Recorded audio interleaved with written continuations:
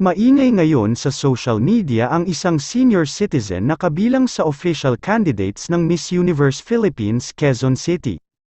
Siya ang 69-year-old fashion designer na si Jocelyn Cubales na nakatakdang kalabanin ang 14 na iba pang mga kandidata ng nasabing lungsod.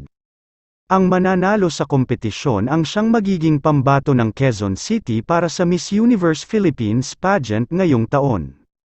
Sa serye ng Facebook post ng MUPHQC, isa-isa nilang ipinakilala ang mga maglalaban laban sa titulo.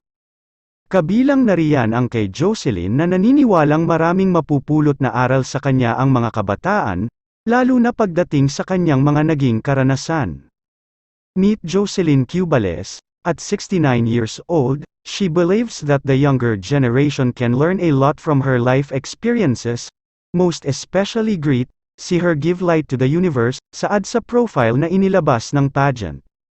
Para sa kaalaman ng marami, dati nang sumali si Jocelyn sa Mrs. South Asia for Mrs. Universe noong 2017.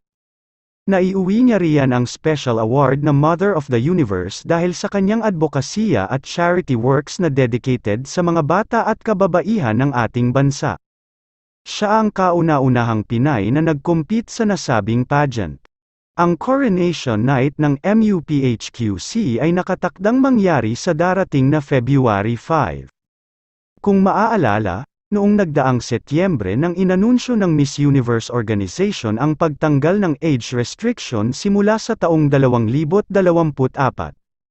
Bukod dyan, kinumpirma rin noong nakaraang taon ng may-ari ng organisasyon na si Anja Crejutatip na bukas na rin ang international pageant para sa mga kandidatang may asawa, diborsyada, at buntis, magugunita, na ang kinatawan ng Quezon City last year na si Mary Eileen Gonzalez ang isa sa mga kauna-unahang kandidata na sumaling nanay sa MUPH. Hanggang dito na lang.